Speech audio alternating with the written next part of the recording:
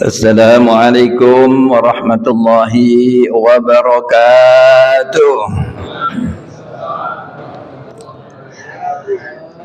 Bismillahirrahmanirrahim. Alhamdulillahil qail ya ayyuhalladzina amanu kutiba alaikumus syamu kama kutiba alal ladzina min qablikum la'allakum tattaquna ayyaman ma'dudat. Wa qala fi ayatin ukhra wa idza sa'alaka ibadi anni fa inni qarib ujibu da'watad da'i idza da'an falyastajibu li wal yu'minu bi la'allahum yarshudun. Wassalatu wassalamu ala sayyidina wa habibina wa syafi'ina Muhammadinil qail man qama wa shoma ramadhana imanan wa ihtisaban ghufira lahu ma taqaddama min dhanbihi. Sadaqallah wa sadaqa Rasulullah sallallahu alaihi wasallam. Amma ba'du. Bapak Ibu hadirin segenap jamaah Masjid Miftahul Jannah rahimakumullah. Puji serta syukur kita haturkan kepada Allah Subhanahu wa taala Rabbul Izzah yang memberikan berbagai nikmat, utamanya kemauan dan kesempatan untuk banyak beribadah di bulan suci Ramadan ini. Mudah-mudahan semangat ini selalu ada sehingga hingga kelak selesai bulan suci Ramadan kita kembali minal faizin, termasuk orang yang beruntung. Amin ya rabbal alamin. Hadirin segenap jamaah, ada orang bercerita, Pak Anis, saya kalau bulan puasa baca Al-Quran itu bisa hatam, itu bisa tamat. Sebab sementara kalau di luar itu kadang-kadang istilahnya 11 bulan nggak tamat-tamat itu. Rasanya nikmat, enak membaca Al-Quran. Kemudian yang lain cerita juga, saya kalau bulan puasa nggak sholat berjamaah itu perasaannya tidak sah. Tidak sah, artinya nggak mantep begitu. Dan lebih daripada itu Pak Ustadz, saya itu senang memberi sesuatu kepada seseorang. Tadi sudah disampaikan ada buka bersama, betul? Bapak-bapak ikut buka bersama di sini tidak? Beda. Kalau di rumah berbuka itu tetek bengeknya banyak, kadang-kadang Allahumma barik lana kagak kebaca. Betul? Kagak kebaca, tapi kalau di sini lengkap. Karena apa? Ada pembimbingan. Jangan dulu. Karena di dalam sebuah hadis, setiap kali ada orang makan yang tidak didahului dengan kalimat bismillah, maka dibarengi oleh syaitonir rajim.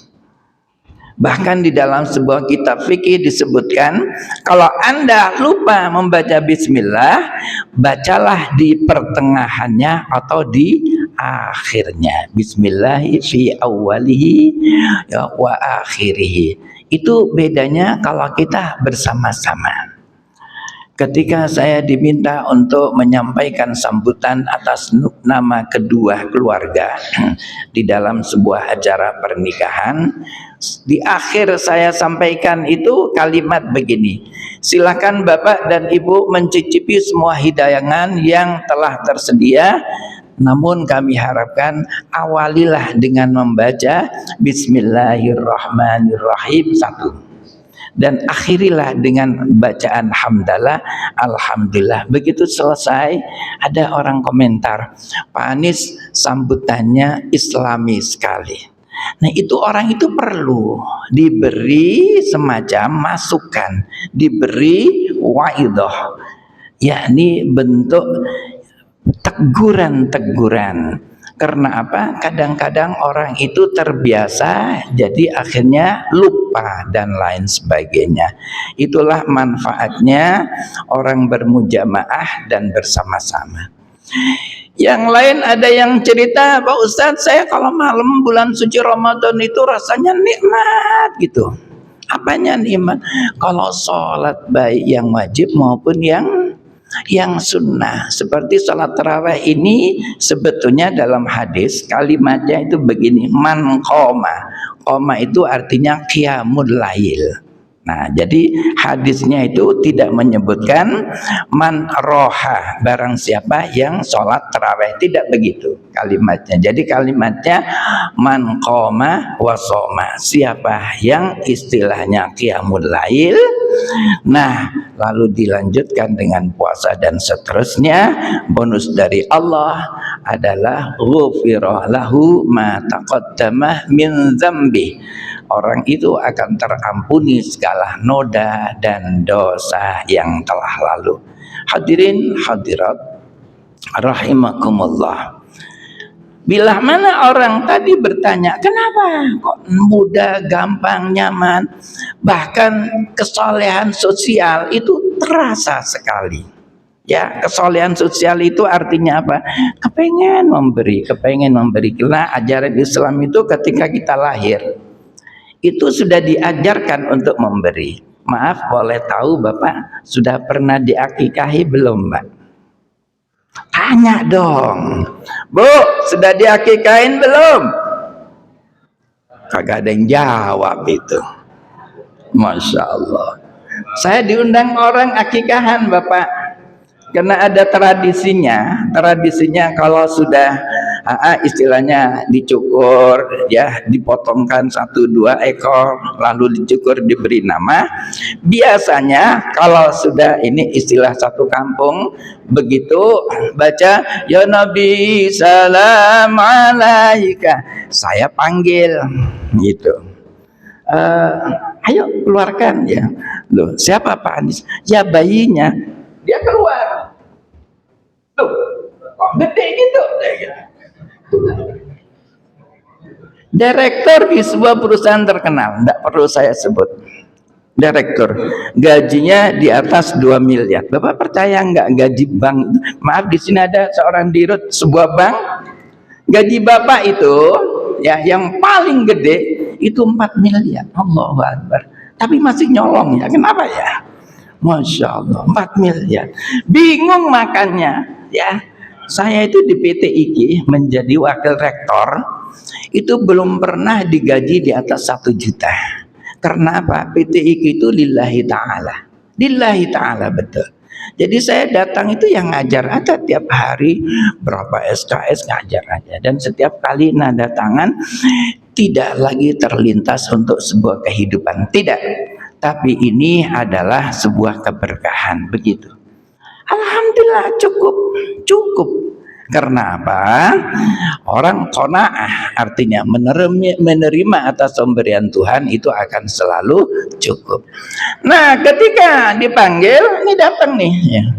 Yang akikahan saya Pak Anies, innalillahi wa inna ilaihi rajiun.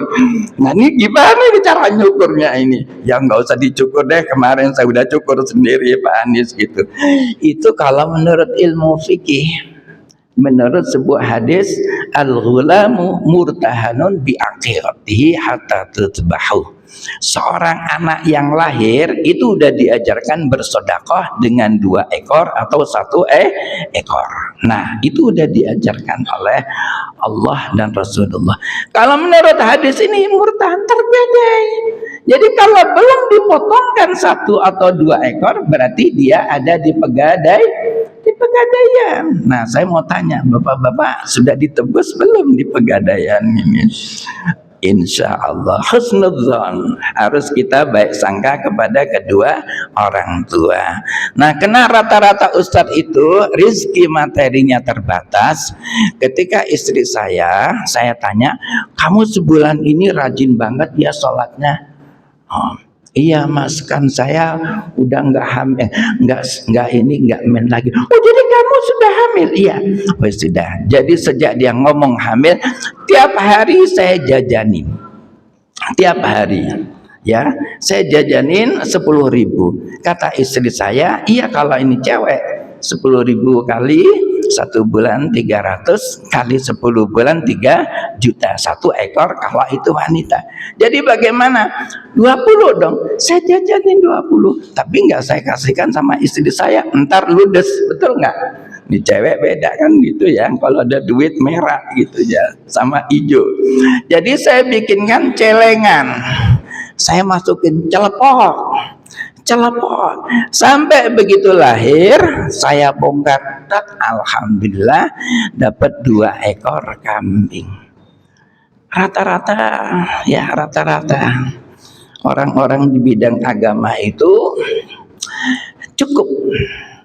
Makanya bapak-bapak nggak pernah bercita-cita seperti Ali Imran. Bapak kalau baca Quran surat Al-Fatihah, Al-Baqarah, lalu Ali Imran, keluarga. Ali Imran itu bernadar, inni nadartu lirrahmani, saya nadar kepada Allah, nanti anakku ini kalau lahir ku jadiin merbot. Saya jadikan apa? Nih DMI, DKM apa DMI? DKM. Saya mau jadiin DKM Miftahul Jannah. Lahir wanita.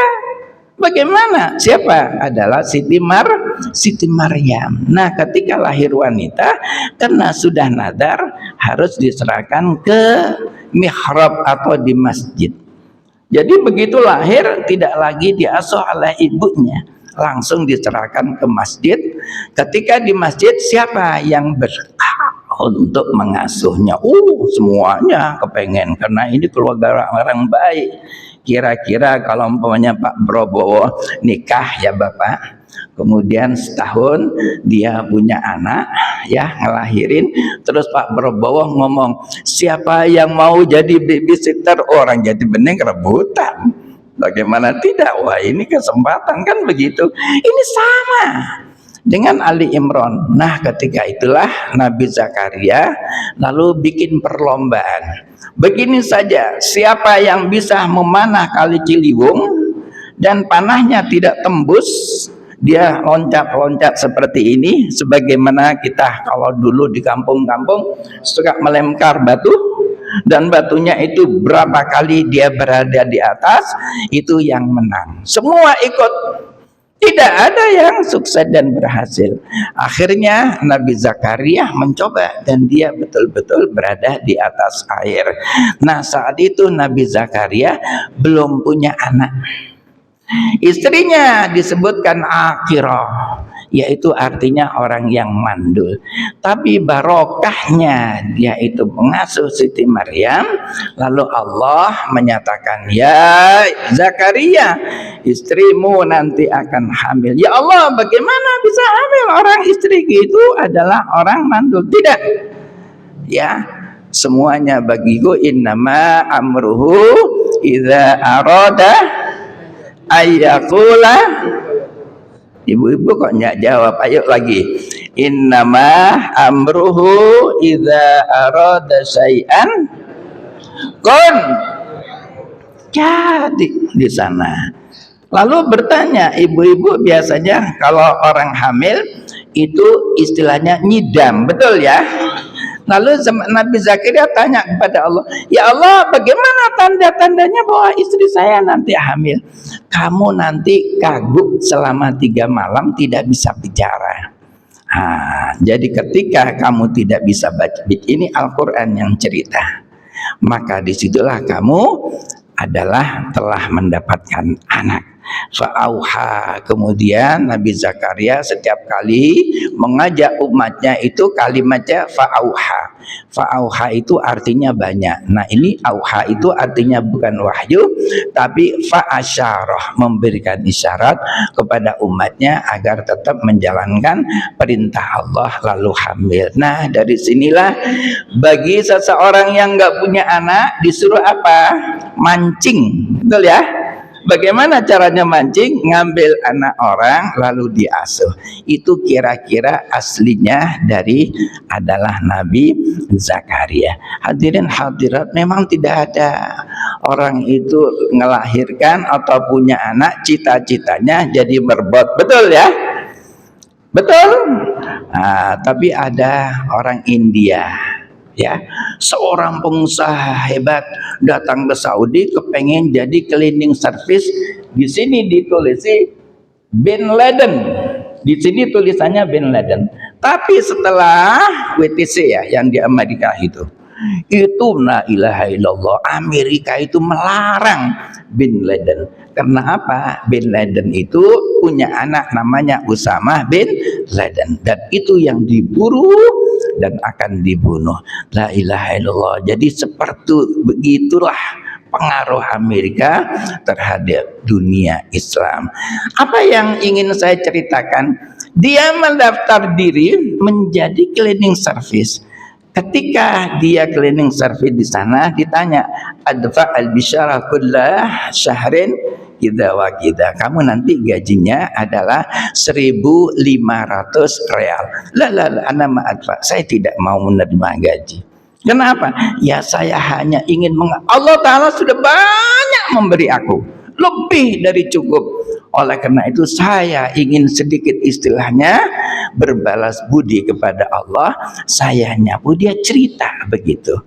Nah setelah dia ketemu wartawan, diceritakan dia adalah seorang pengusaha yang hebat, ingin balas budi kepada Allah, menjadi cleaning service, tulisannya Bin Laden. Sekarang nggak ada Bapak Bin Ladennya. Itu jahatnya Amerika terhadap dunia Islam. Hadirin rahimakumullah. Sudah berapa menit Pak? 10 atau sudah 15 menit? Sudah ya? Cukup. Baik, 5 menit lagi ibu-ibu. Ibu-ibu mau sahuran katanya ya. Masya Allah. Hadirin hadirat, kalau dirumuskan pertanyaan tadi, ibadah gampang, baca Quran nyaman, sholat perasaannya ingin selalu berjamaah, bersosial dalam pengertian kesalehan itu bisa dirasakan di mana-mana. Kalau dirumuskan di dalam sebuah pertanyaan, mengapa orang itu menjadi orang seperti ini? Ayat tadi 183 Al-Baqarah menyatakan, ya ayyuhalladzina amanu kutiba alaikumus siyam. Orang kalau berpuasa, imannya itu naik. Ya, iman itu naik. Jadi kadang-kadang ya maaf ya, di kantor-kantor itu kalau udah datang Pak tolong kita, oh jangan deh, nunggu setelah lebaran. Kenapa? Ini ada syubhatnya. Kalau setelah lebaran apa? Oh ada banyak setannya, kan gitu Pak ya. Itu di bulan suci itu dia menghindari, betul-betul menghindari di sana. Karena apa? Imannya naik. Jaksa yang memutuskan orang nyolong sekian ratus triliun itu Bapak tahu ceritanya jaksa ini, apa hakim. Itu kalau dari rumah naik kendaraan umum, ditanya, kenapa Bapak sebagai seorang hakim kok tak cukup kalau saya naik taksi setiap hari, jadi saya naik bis umum, kereta dan seterusnya. Kenapa? Dia takut syubhat. Karena kalau kita makan barang haram dan juga termasuk yang syubhat, anaknya itu berantakan. Bapak tandainnya, Bapak perhatikan baik-baik. Kalau Bapak siapapun saja memberi makan kepada istrinya yang haram, tidak usah banyak-banyak, berantakan anaknya. Anak saya hebat semuanya dan seterusnya. Ingat, cucu kamu nanti akan berantakan. Karena apa? Allah dalam hadis qudsi, dalam hadisnya menyatakan, kalau sudah dimakan barang haram, ini membentuk virus yang terus menerus, ya, akan menciptakan otak hati manusia itu akan terkendala untuk melakukan satu kebaikan. Nah, jadi jawabannya, selama bulan puasa kita ini imannya lagi naik, begitu. Hadis Nabi menyatakan al-imanu yazidu wa yanqus. Iman itu naik turun. Nah, di bulan puasa ini konstan naik. Bahkan Bapak kalau bertanya, ya ada, Pak Anis, saya itu kalau bulan puasa, kalau doa, perasaan saya itu Allah itu mengijabah dan Allah itu ada di depan saya. Betul, ayat menyebutkan, wa idza sa'alaka ibadi anni fa inni qarib. Kalau ada orang bertanya, di mana Tuhan? Tuhanmu itu jauh lebih dekat daripada tenggorokan, aqrabu min hablil warid. Itu perasaan mereka. Jadi iman itu kalau lagi naik, itu semua apapun saja yang kita lakukan menjadi mudah, ringan, dan betul-betul insya Allah masuk di dalam tatanan mukhlisina lauddin, penuh dengan keikhlasan. Tapi Abu Hurairah di dalam sebuah hadis yang diriwayatkan ala syarti muslimin, meriwayatkan salah satu hadisnya menyatakan iman itu akan naik bila mana dibarengi dengan puasa. Tapi di dalam bulan puasa itu pun akan turun kalau ada beberapa sifat dan perilaku yang disabdakan oleh Nabi. Apa diantaranya? Ja'dhariyin, makannya berlebihan. Ya, makanya Nabi memberikan contoh, begitu berbuka cukup 3 butir korma. Nabi nanti setelah tarawih agak malam baru makan di sana. Tapi kalau innalillah makannya, iya, mulai dari nasi sampai kue-kue, minuman dan seterusnya. Bahkan kalau kurang, ya di sana ditambahin, kalau kurang salaknya dimakan juga, biji-bijinya juga iya, Masya Allah. Kurang dari itu orang Betawi juga masih makan cincin, betul nggak Bu? Ada kue cin, ada kue cincin. Nah, makanan yang berlebih ini akan mengendapkan dan menurunkan iman seseorang.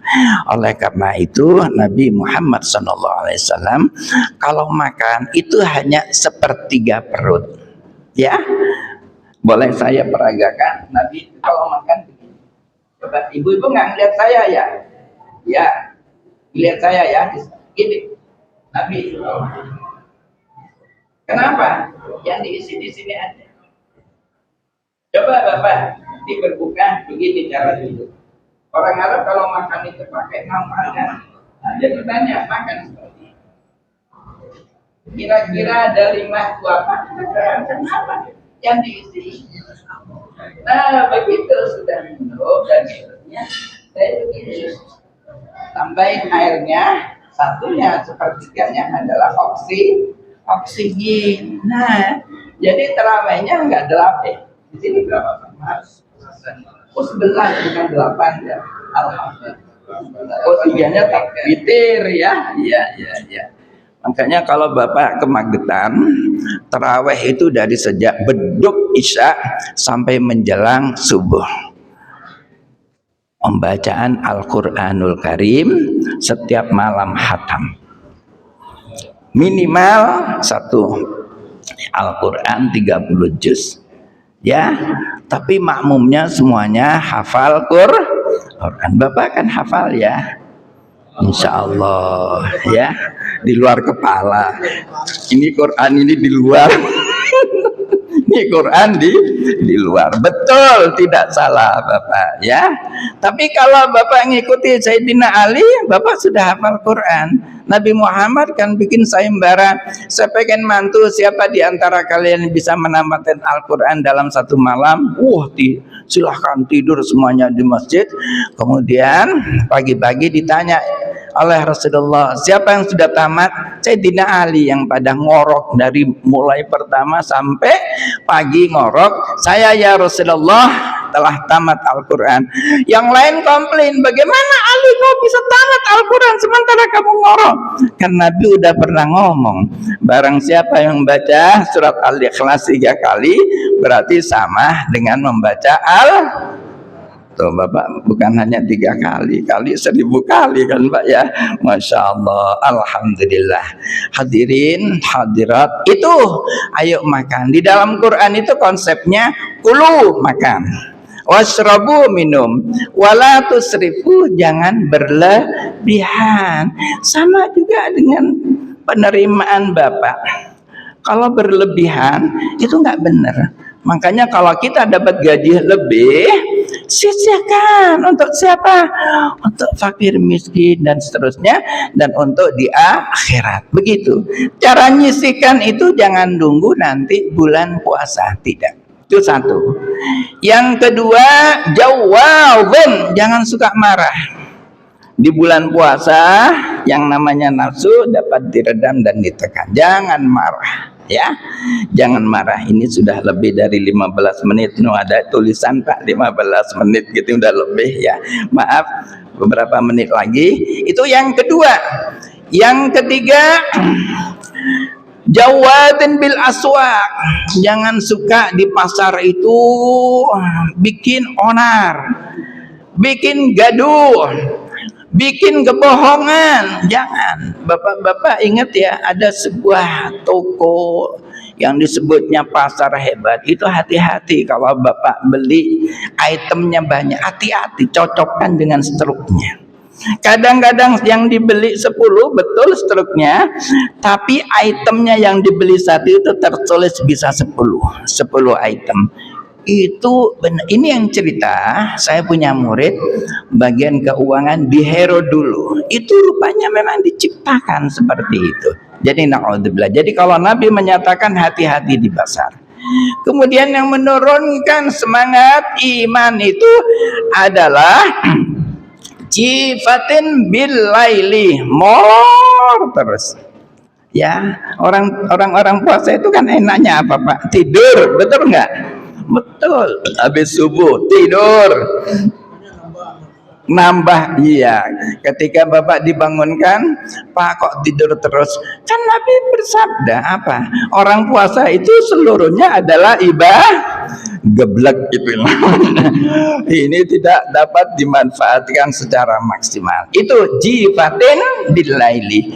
Kemudian hadis berikutnya, wahimarin bin nahar, seperti himar kejar terus, tidak ada beda antara puasa dan di luar puasa. Dan yang terakhir, alimim bid dunya bi amrid dunya wa jahilin bi amril akhirah.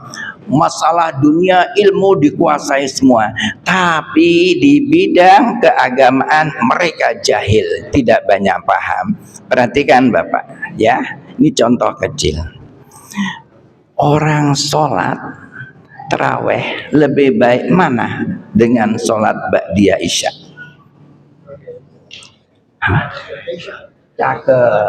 Cakep. Ini ahli ngaji. Ini guru ngaji. Boleh. Jadi jahilin biamril akhirah. Dia nggak ngerti. Saya tuh kemarin tarawih di sebuah tempat. Setelah sudah ceramah Bapak selesai sholat isya, banyak yang tidak sholat ba'diyah, tapi sholat tarawihnya sedemikian khusyuknya. Nilai sholat tarawih itu lebih ya di bawah sholat ba'diyah isya. Kenapa? Karena ba'diyah isya itu nilainya adalah rawatib. Kalau rawatib itu artinya apa? Ya kalau sembahyang wajib 5 waktu, dianjurkan untuk selalu sholat rawatib. Begitu. Ini namanya termasuk jahilin bi amril akhirah. Ada lagi orang sembahyang, Bang, sini Bang, lurus. Yang ngurusin orang, gua udah ngerti. Ada nggak yang begitu? Ada nggak di Jati Bening Miftahul Jannah? Ini renggang. Itu tidak bohong. Nabi itu pernah melihat sholatnya orang itu renggang. Sekali, sini. Kenapa kamu kok sholat di sana? Ya Rasulullah, di sini lebih nyaman. Disuruh ngulangin lagi oleh Rasulullah. Ayo kau. Nah, disuruh ngulangin. Karena apa? Itu salah satu diterimanya sholat, antara lain barisan itu lempeng dan lurus. Satu hadis diceritakan, ada ya orang sholat imamnya nggak benar, makmumnya nggak benar. Lalu Allah menawarkan kepada malaikat, coba lihat lurus nggak? Lurus, diterima semuanya. Nah, begitulah hal-hal yang menurunkan semangat iman kita, hindari ya. Makan secukupnya saja ya. Agama alhamdulillah setiap tarawih ada ceramah, tausiah dan seterusnya. Mudah-mudahan semangat ibadah sampai bukan Ramadan selesai, sampai kita akhir hayat insyaallah husnul khatimah. Assalamualaikum warahmatullahi wabarakatuh.